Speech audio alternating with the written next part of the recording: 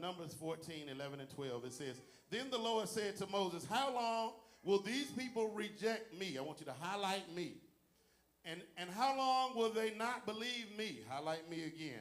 And all the signs which I, highlight I, have performed among them. I will strike them with pestilence and disinherit them, and I will make of you a nation greater and mightier than they. All right, let's skip down to 19. 19 says, this is Moses talking. He says, pardon the iniquity of this people, I pray, according to the greatness of your mercy, just as you have forgiven this people from Egypt until now. Verse number 20, this is the Lord talking again. He says, then the Lord said, I have pardoned according to your word, but truly as I live, all the earth shall be filled with the glory of the Lord. For a thought, you don't even know it. I need you to look right at somebody once you write it down and say, you don't even know it. And if you from my, like little, hip hop, ASAP Rocky just spelled out the letters. You don't even know it. Just look at somebody and say, you don't even know it. So if I say it like that, then you just know, that's where I'm at. You don't even know it. And so before I get started, I want to go ahead and I want to bind the spirit of cussing.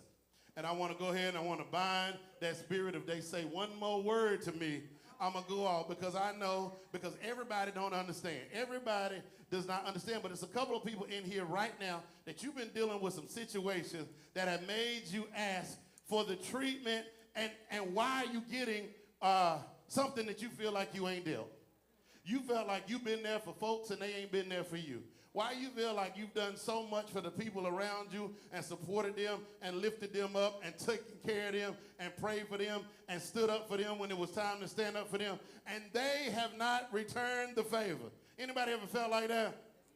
And the thing is, you get to the place where you're like, Lord, I didn't ask for this position, and you done all you could to help other people to get to the place that God has called them, and the whole time they do not understand, and what's happening is God is sparing their life or their situation simply because you're standing in the gap for them. So after today, I need you to walk up to those people when they get on your nerves. I don't need you to say it to them, but I need you to walk out and I need you to just say, you don't even know it. Don't do it like we want to do it. Don't look them right in their face and say, you wouldn't be here if it was for me. But when they get to going off at work and that person that you really don't like, that's getting on your last nerves, that's sent an email with your name in it, and they accidentally copied you on it, or your friend told you, I need you to look at them in their face and just kind of just walk off and say, you don't even know. You don't even know that your position has been spared because I've been praying for you. You don't even understand that this department is still around, even though they cut all the other departments, because I've been standing in the gap for you. You don't even know that this whole section of our county, city government is still financed and blessed because I've been going to prayer late in the midnight hour for all of this stuff. But you can't tell everybody everything, so you just walk off, and when they're going off, you just say, you don't even know it. And so after today, I need you to understand that they don't understand that God's grace on your life is the reason that their life is able to get together. You've been praying for the success of your company. You kept your department in place. You didn't even ask to be in the relationship, but you've been covering it in prayer. You've been asking God to spare somebody that you don't even like job because you know that they need it. And they didn't even know that you were the one that was praying late in the midnight hour. See, a lot of times we sing this song, late in the midnight, and we singing it for us. But some of us are in the gap praying for other people because you need the blessing late in the midnight hour. Anybody ever had to pray for somebody that you really didn't like? Y'all got quiet because I said y'all didn't like them. Yeah, some of y'all don't like the people. Yeah, and we use this. Well, I got to love them. Yes, but that don't mean you like them, right? And so I ask again, anybody ever had to pray for somebody that you did not like? It might even be your spouse. Y'all like, he telling all my business now. And see, the thing is, you don't even realize what the power of your intercession does. When you begin to pray for other people, you don't even understand that it doesn't become directly about you anymore, but God will reward you simply for praying for your enemies. Sometimes we get so caught up in everything that's going on and we stop praying. There ain't nothing too big for prayer. I don't care what kind of government cuts are going on. I don't care what they're doing to the local economy. I don't care what just happened at Popeyes. Ain't nothing too big for prayer. Oh, man, I done got worked up. I'm ready to, God took my everything off because I believe that God is here to show you today that ain't nothing too big for prayer. And what the enemy wants you to do, he wants you to get so caught up on what's going on and what everybody is saying that you begin to do what we say, lose your religion. But we can't do that. We can't get to a place where we respond to every social media post. We can't do that. We can't get to the place where every time somebody says something that we don't like, we cuss them out because we are the representation of Christ, and they may never come to this church, but you are the only Christ that people will see. So it's important, Valerie, that you don't cuss them nurses out on Tuesday night at 11:30. You do more damage than good. Because for some, you are the representation of Christ. And some people in your life, they don't realize it. They don't realize that they made it because you've been talking to God on their behalf. And so I'm here just to encourage you that even in that situation where you are ready to go, in that situation that you are ready to leave, in that situation that you are ready to quit, then you stay in place until God tells you to move. Because you know what happens? We get to that place where we say stuff like, if it weren't for this little bit of money that you're paying me, I'll walk out of here right now. But God does not have you in place for the money. God has you in place at times so that you can intercede for the people that you're around. We can't believe some of the scriptures and say, my God will supply all my needs according to his riches and glory, and then think if we're not working at this one specific job, we're not going to get our bills paid. God has you in your job and in your relationships and in the different organizations and the different places in your life, not just so he can get you money, but so he can use you to reach people. And then sometimes God will pray for you to keep somebody in place long enough so that he can bless the people that they're affected. Oh, man, your intercession matters, y'all. You praying for other people matters, but I know how it feels. I know how it feels to be in a position that you at first didn't even ask for, and now God is trying to use you to build somebody else. You begin to be like, God, this ain't fair. I don't need to be built. He need to be built. They need to be built. Lord, I ain't praying for me. I'm praying for my wife. If you married, you ever prayed a specific prayer for your wife where you say, Lord, change my spouse? Every once in a while, you like, Lord, they wrong. Pray for them. I want you to do something for them. When the person that God is trying to build in the situation is you. Oh, I'm praying blessings over my wife, whether we upset or not. And y'all, look, we look good up here, but we have some times too where you talk a little bit slick. But guess what happens? It happens at work. It happens at your relationships. It happens at school. You go to these board meetings and people say stuff sideways to you and you about ready to go off. And then you begin to question, God, why am I even in this position to help these people that don't appreciate what I'm trying to help them do? The same people that God will send you to help will be the people that will turn their back on you. You ever been an advocate for somebody that talked about you and you knew you had to go speak on their behalf tomorrow? That thing hurt your feelings more than anything else. You ever been in a family or had an issue with a family member that you know knew your heart, but they said something behind your back? Sometimes that's the hardest thing to deal with, but God will keep you in place so that you can intercede on their behalf. Anybody ever felt like that? Like, God, why am I in this place? And it's crazy because this is where we have Moses.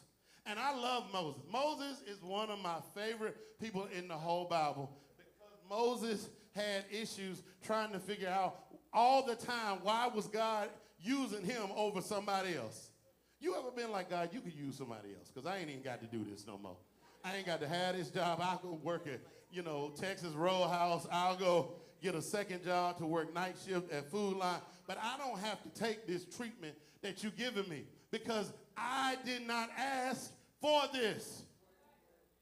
And so it's crazy. So here's the thing. Moses' name, if Moses was chosen, his name actually means drawn, which we refer to it being drawn out because he was drawn out of water. But what happened, Moses didn't care nothing about being called.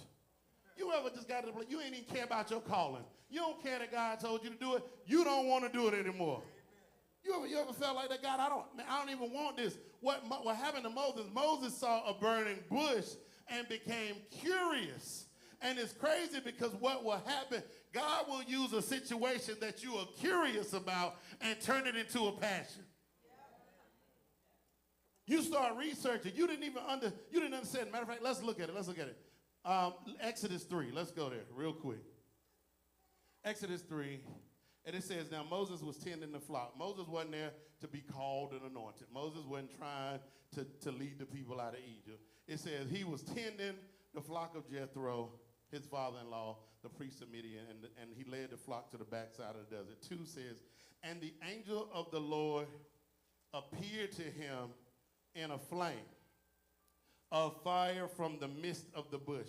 So he looked, and behold, the bush was burning with fire, but the bush was not consumed. It says, then Moses said, I will now turn aside and see this great sight while this bush does not burn. So when the Lord saw that Moses turned aside to look, then God called from him in the bush saying, Moses, Moses.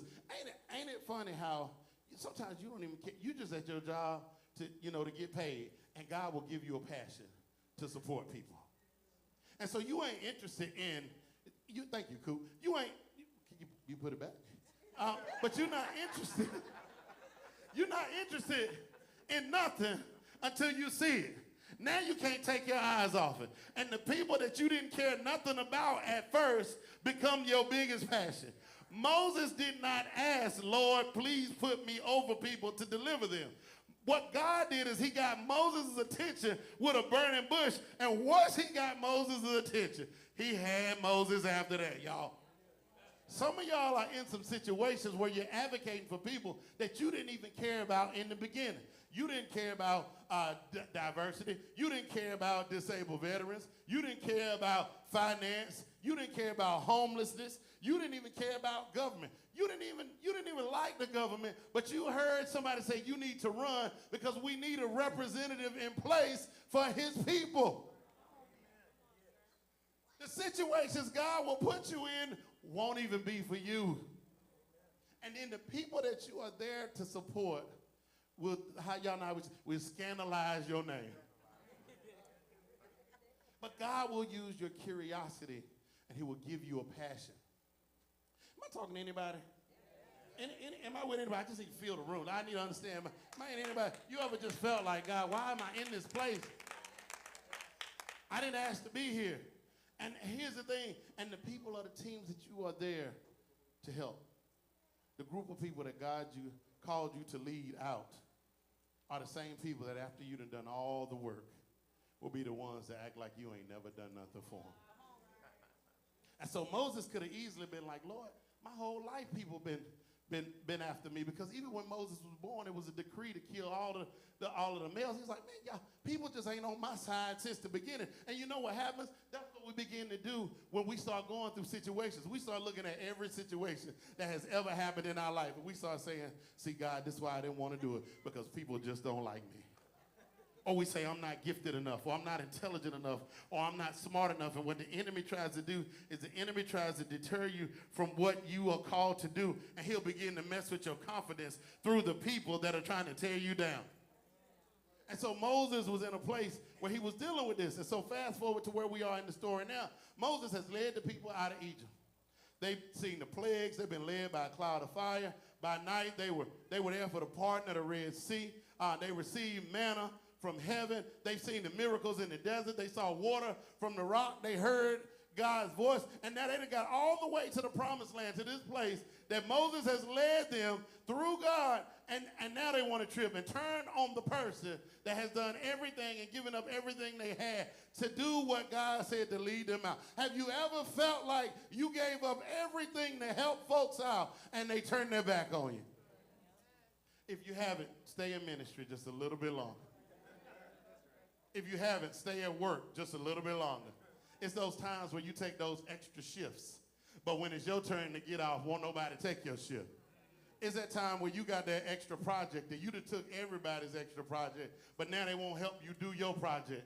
It's that time where you have an event where you want to set up the sanctuary. Now, you done helped everybody help set up the sanctuary, but now you got an event and won't nobody even come out here to help you set up the sanctuary. Anybody ever felt like that? I know Lonnie didn't felt like that. Because I done had to hold Lonnie back a couple. No, I'm just kidding. Lonnie's good. And the question is, we start asking this question once we get to that place. We say, why do I keep helping folks that don't seem to care nothing about me?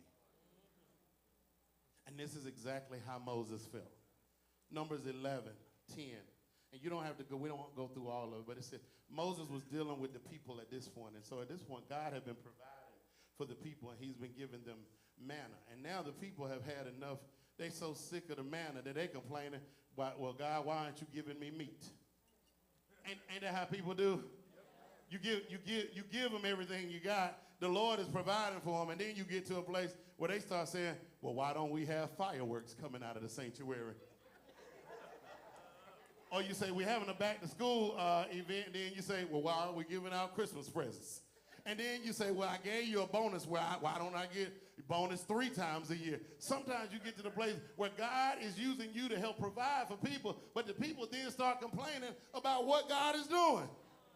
And the same thing applies with you at work sometimes. You're doing everything you got. And now people saying, I need just a little bit more. Okay, can you stay just a little bit longer? You work 40 hours a week. Now I need you to work 50 hours a week. Okay, you work 50 hours a week. I need you to work 60 hours a week. And I need you to be on call and answer the phone when I call you, even though I ain't going to pay you no more for it. And so we get to these situations where we like, why am I helping these people out? Why am I being an advocate for situations for people that don't care nothing about me? And so Moses is saying, Moses has gotten to the point here where he's like, let's just go ahead and look at it. 11 and 10. Let's go ahead and look at it. It says, then Moses heard the people weeping throughout their families, everyone at the door of his tent, and the anger of the Lord was greatly aroused. Moses was displeased. He said, so Moses said to the Lord, he had gotten to the point, and this is where many of us have gotten. Why have you afflicted your servant? And why have I not found favor in your sight? Moses is like, I'm doing everything I can do. That you have laid the burden of these people on me. Sometimes, sometimes just the people that you're serving, if you're not careful, can become a burden.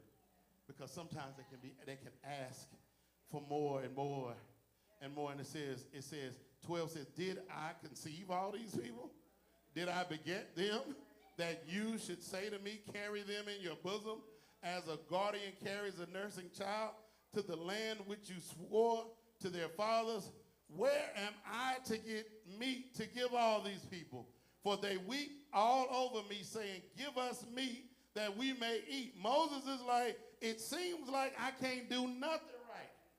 I'm doing everything. 14 says, I am not able to bear all of these people alone because the burden is too heavy for me. He's like, now, God, I don't know if you're hearing me, but I'm struggling. I'm having a hard time doing this thing that I know you called me to, and I don't have a problem serving you, God, but I got a problem serving these people.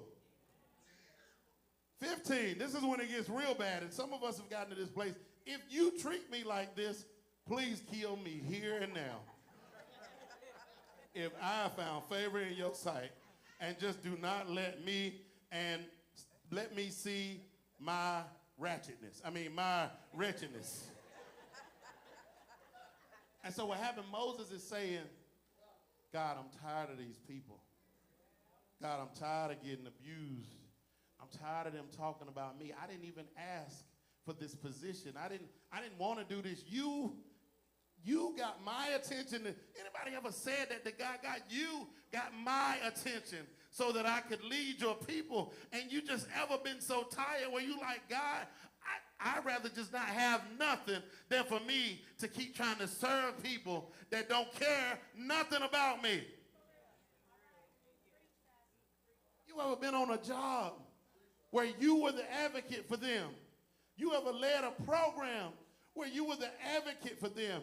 You ever just prayed for your sister or your brother or been there to intercede for them, and they just didn't recognize how often you were going to God on their behalf. Anybody just ever been in that place where you just been tired? You're not alone. And oftentimes, if we don't say it, if we don't talk about it, you will feel like you are the only person that has had to deal with that situation. But if you've ever felt like that, just raise your hand and just look around. If you ever just felt like that, now look around. I need you to understand that you are not by yourself. If I was Michael Jackson, I'd say, you are not. I would say it like that, but I'm not. So I'm not going to sing it like he's singing. But he's singing like that. I'm sorry. It just comes out like that. It does. And so now here's the thing that we've got to understand. In order to have this kind of conversation with God, you also got to establish this kind of relationship with God. Because here's the thing that we don't recognize or understand, that this thing was giving Moses a relationship with God that many of us could never have. God is sharing with Moses, and Moses is sharing with God. And now Moses is at the place where, like, God, I don't even want to do this so bad. Just kill me. Don't say that. Don't go to God and say that.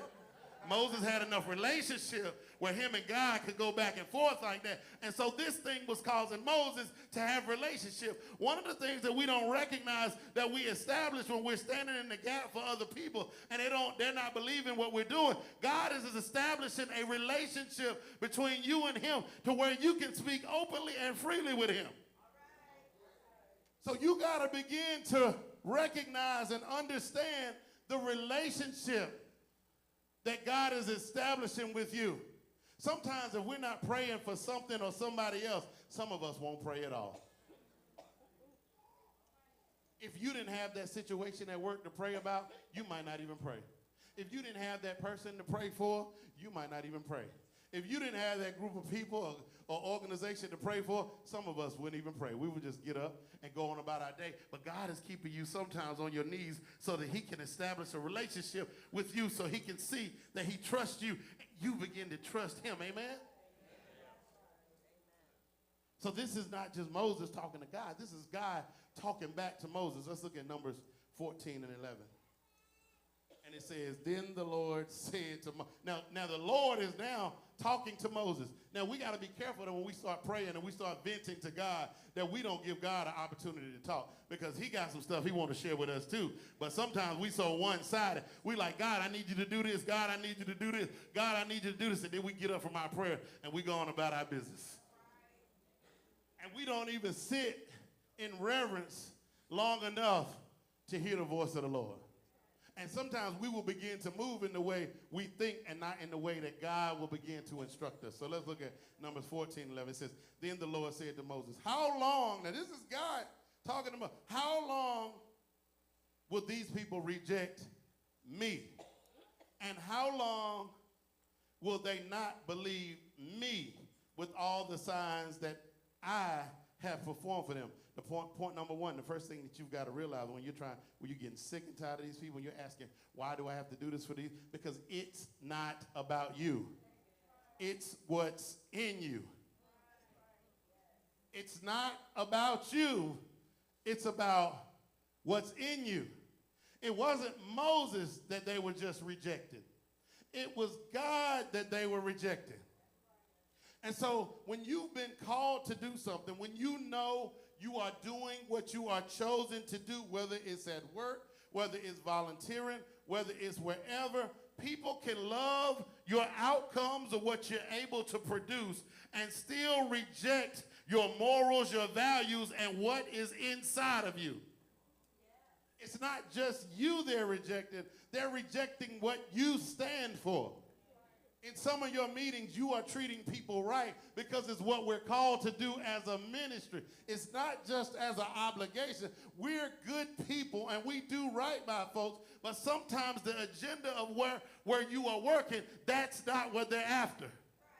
So what happens is they're not attacking you personally, they're attacking the God that is in you. We can talk all day and say, well, this is business and this is church and all. But your morals should not change when you walk out of this building. The Bible says, seek ye first the kingdom of God and all the things will be added to you. It don't say just do that in your personal life. When you are at work and when you're coming up with the mission statement and the vision of your company, it should be about seeking him first in everything that you do. And so what people begin to reject is not you personally, it's what you stand for. Sometimes we get so caught up on why people are rejecting us. And the question needs to be, why are they rejecting him? Why are they rejecting what I stand for? Why are they rejecting the people that God has told me to advocate for? And so often we get caught up on, why don't you like me? It's not they don't like you. They don't like what you stand for. They don't like your professionalism. They don't like that you don't take any kind of work. They don't like that you let everything fly. They don't like that they can't cuss around you. They don't like that they can't drink or smoke around you. They don't like that they can't do all of the different things that they want to do around you because you stand on what God has placed in you, whether it's in this church, whether it's in your business, whether it's in your board meeting, or whether it's in your relationship. If you're in a relationship sometimes and the people don't like what you say you don't do, it's not because they don't like you. They don't like what you stand for. Woo. You're in a relationship and you say, I'm not having sex until I get married. And the person said, well, I just can't do that because you gotta try the cow before you know how we say all that kind of stuff. It's not that they don't like you as a person. What don't they like?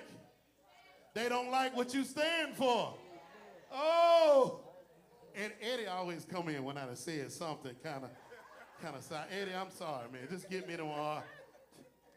But what happens is people aren't rejecting you. Show them they're not rejecting you. There's certain business opportunities that you cannot go after because it's not in your DNA. It's not in what God showed you to go do certain things just to get some money. And people might not even like that. Well, why don't you come after this? Same thing with you, Joe. Same thing with you, sis. People, it's not that they're rejecting you, Elder Balfour. It's that they don't reject the God that you are standing on. I have been in meetings with some of y'all, and y'all say, I'm not taking this mess because that ain't what God showed me. And you got to be willing to stand on that. And what will happen is people will use it against you. Let's look at it. We're about to look at it. People love the outcomes that you can produce. But sometimes they don't love what's inside of you. So sometimes people would rather not deal with you because they know what you stand for. So they will do stuff to get around you. Woo! You don't get invited because they know that you ain't going to go for that mess. Y'all got the families at the family reunion where y'all had the younger people there at first and y'all feed the little kids first. Then around about 12, the teenagers and about 35 start really, doing. But then about 5 or 6 o'clock, the saved people, they got to leave, right? Because that last group ain't standing for it. So sometimes you just don't even get invited. Don't worry about getting invited. Look. I need you to look at them and I need y'all to say, that's all right. You don't even know it. You don't even know I've been interceding for you. You don't even know I was praying for you when we was driving drunk last night. You don't even know I was praying for that bill to pass. That you don't even know. You don't even know I'm the reason you still got your job. You don't even know it. Look at somebody and say you don't even know it. So it's not about you. It's about what's in you. He did not say in Numbers 14 and 11, he didn't say, how long will these people reject Moses? He said, how long will the people reject me? It ain't about you, it's about him. You keep standing on what God showed you because you're called to greater than just dealing with the people. It represents, it's what you represent. Now, don't get it twisted. I'm not talking to the people that don't show up for work on time. I'm not talking to the people that show up late and then don't do their job well and don't respond. This is not your message. This is not your message when you're insubordinate and you ain't doing what you're supposed to. Because, we got some people in there like, he is talking to me. I am not talking to you. I'm talking to you if you are operating in God's will. For some of y'all that's just getting in trouble and showing up late and all, and ain't doing what you want, just let this one go. Just share this one with somebody else. But you ever felt like you walking in God's will and people just ain't rocking with you? It's because they do not want to deal with the God that is in you. This is for those that are walking in their calling. And what it was a constant battle between Israel and their obedience and their disobedience. Even though they had seen all the miracles, God, it sounds like us. We've seen all these miracles that God has done, and sometimes we still get to a place where we turn our back on him too. So don't be judging the children of Israel, because we deal with the same stuff every day. We know God has delivered. We sing the song, Waymaker, Miracle Worker, and then we walk right out of here and we go back and be like, well, God, you ain't done it yet. I might as well have just stayed in Egypt. I would rather have stayed in slavery where I was than for you to bring me out here, and I got to trust you. You ever felt like it was easier when you were sinning? You ever been in a relationship and you said, I'm telling somebody business, where you said, I'm going to be faithful. I ain't going to cheat no more. And then you feel like, wait a minute, when I was a dog, you loved me better when I was dogging. Somebody like, I don't know what you're talking about. Somebody know what I'm talking about. You loved me more when I was wilding. That's how the children of Israel was kind of like, look, well, you know what? I'd rather, at least I would have food to eat if I went back to Egypt. Now, God had provided for them, and they turned their back. Oh, man, I got to move. We got to keep going. Let's keep going. All right. And so it had gotten to this place. It wasn't even just, we didn't even read the whole story. Y'all, it's so good. I got to read. It was so good. It wasn't just that, let's look at it. Numbers 13. That's the only way I know how to do it, y'all. What had happened is Moses had sent the spies out. Now, they were supposed to go into the land, and they were supposed to take this land that God had gave them. So sometimes what happens is we get frustrated because taking the land don't look like what God said or what we thought God said it would look like. So we get frustrated. So what happened is Moses had sent the spies out. Look, and we'll look at Numbers 13. Let's look at it just real quick. It says, but the men who had gone up with him said, this is Numbers 13:31, we are not able to go up against the people, for they are stronger than we are. And they gave the children of Israel, these are the spies, and they gave the children of Israel a bad report of the land which they had spied out, saying, the land through which we have gone as spies in the land that devours its inhabitants, and all the people, not some of them, all of the people are against us, and they're going to kill us, and they're bigger than us, and they're stronger than us, and they're faster than us, and in their eyes we are like grasshoppers. And so Numbers 14:1, this is when God starts getting real frustrated with the people. And now it says, so 14:1 says, so all the congregation lifted up their voices. It wasn't the fact that the spies came back with a bad report. It was the fact that the spies riled up the people and got the people to turn against Moses and against God. It wasn't the fact that stuff just don't look like it should look. It's the fact that you ever been in a place where people begin to sow discord in what you know God has called them to? You know God said a thing, and then somebody said, well, it don't look like that. And guess what? If I was you, I wouldn't go either. And you begin to sow discord at work, at church. You got that one coworker that don't agree with nothing nobody say. And they just be on your last nerve. Everybody can see something, and because they see something different, ooh, y'all, this feels good to me. Y'all got to go read this for y'allself. And so what ends up happening, the people were frustrated with God. And so in Numbers 14:10, Moses says to the people, don't turn against God. And the people then begin to seek anybody that was speaking positively. So it was Moses, it was Aaron, it was Joshua and Caleb. And they had gotten to the point where they were so tired of hearing about what God was going to do that they had decided that we were going to stone them. And so Moses ended up going and interceding on the behalf of the people. Y'all, Moses was a bad dude, because some of y'all would have been cussed these people out by now and walked away from it. But why didn't Moses do it? Let's look at verse number 15, because the Lord had gotten to the place where he was ready to destroy the people and start over. This is what Moses' intercession prevented. 15 says, now, if you kill all these people as one man, then the nations which have heard of your fame will speak, saying, because the Lord was not able to bring this people to the land which he swore to give Therefore, he killed them in the wilderness. He did not want it to affect the testimony. The reason you can't go and cuss everybody out at work, the reason you can't act contrary to what God told you is because God does not want you to destroy the testimony. God does not want you to mess up your witness. Moses was concerned that if God killed the people, what God's name would look like to everybody else. That's why you can't go to work tomorrow and wild out, because you don't want God's name to be adverse in other people's mouths. You are the representation of Christ. That's why you can't do it. Moses didn't want the people to have something negative to say about God. Now, again, this requires relationship to have this kind of conversation.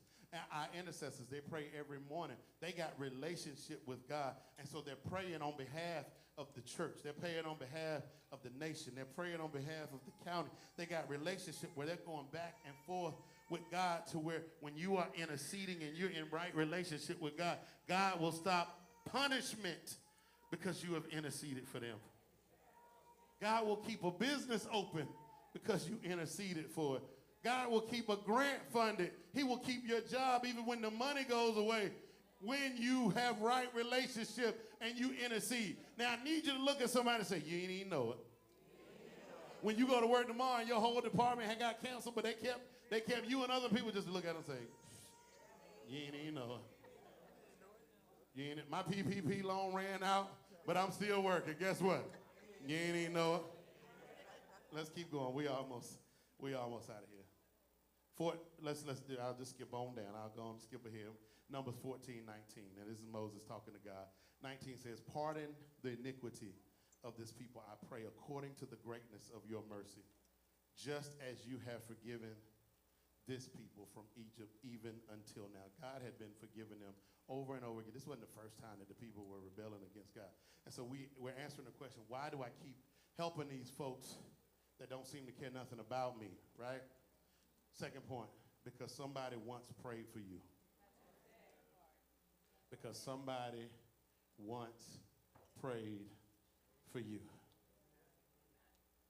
Because somebody, when you begin to think, well, why am I still praying for this person and they ain't doing what God said do? Because somebody prayed for you. We used to sing this song, somebody prayed for me, had me on their mind, took the time and prayed. Somebody prayed for you. Your grandma, your mama, your aunt, your auntie, your co-worker, your sister, your great aunt. Somebody prayed for you.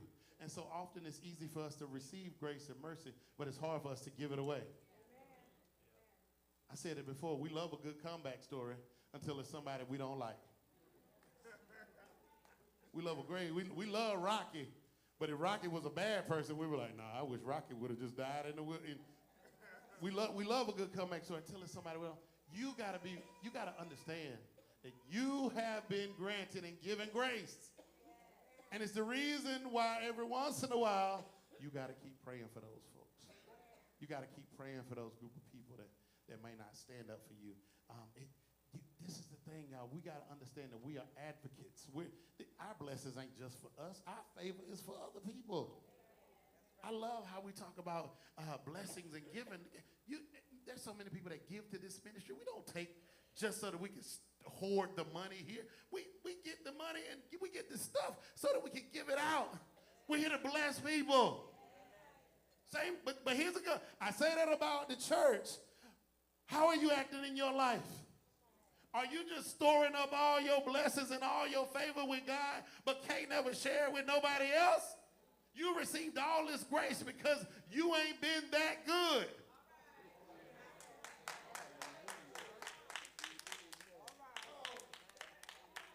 It's so easy to overlook grace when it's not applicable to us. It's the reason why we don't like certain groups of people.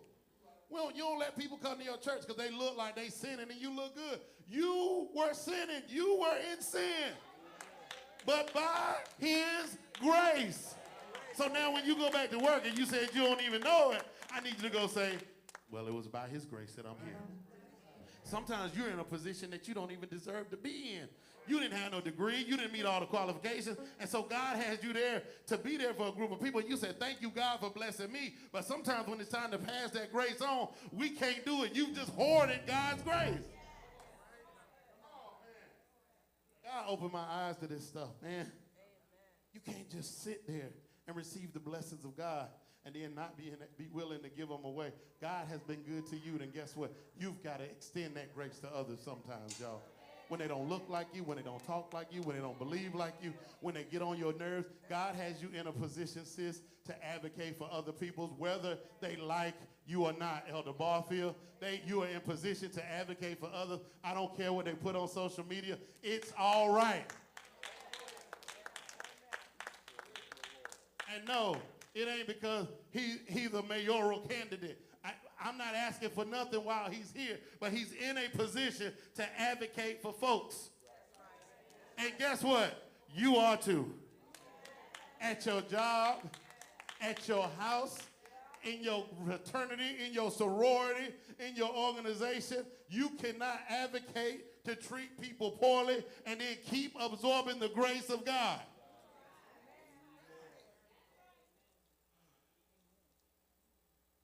And we begin to ask the question, well, what's in it for us? You know, we ask that question. You're like, God, I'm giving this grace out. I'm doing so much for everybody. What's in it for me? Galatians 6:9. We hear it, but we don't say it all the time. Galatians 6:9 says, let us not grow weary in doing good, for in due season we shall reap if we do not lose heart. Do I need to say? Let's read that again. Galatians 6:9 says, let us not grow weary in doing good, for in due season we shall reap if we do not lose heart. And this applies to your friends, your job, your relationships, your family. Oh, God. Sometimes when you bless people, it don't even come back the same way you bless them. Oh, man, this is so good to me. I'm talking to myself while I'm standing up here. It causes you, the word causes you to examine yourself, y'all. So I've asked so many times. So let's look at Numbers 14 and 20, and we're done. It says, then the Lord said, I have pardoned according to your word. But truly as I live, all the earth shall be filled with the glory of the Lord. Point number 3, because we begin to ask ourselves, why do I keep helping these folks that don't seem to care nothing about me? Because your prayer unleashes God's mercy. Your prayer. I need you to say that after me. My prayer unleashes God's mercy. Sometimes we don't recognize how powerful prayer is. I need you to say that again. My prayer unleashes God's mercy. By Moses interceding for the people, God's mercy was released on them. Now, they still had consequences. They still had to deal with the consequences of God. But what happened is he spared their lives. Your prayer gives people more time to get it right. You didn't get fired the first time you messed up on your job. You didn't get fired the second or third time. So every once in a while, your prayer, your mercy to somebody else gives them the opportunity to get it right. If you condemn everybody in here that don't do the same sin that you do, then guess what? We don't get the opportunity to lead them to Christ. If we set such a standard of perfection in the church that people can't do nothing if they got any bit of sin in their life, if we set that standard of perfection, then we won't reach people because won't nobody be in here. When you begin to set that standard of perfection to where if you got to do this, you can't do that, you don't do that, you don't do it, won't none of us be serving. And so we've got to extend the grace that God has given us so that sometimes we give people enough time just so they can get it right. Come on, stand to your feet.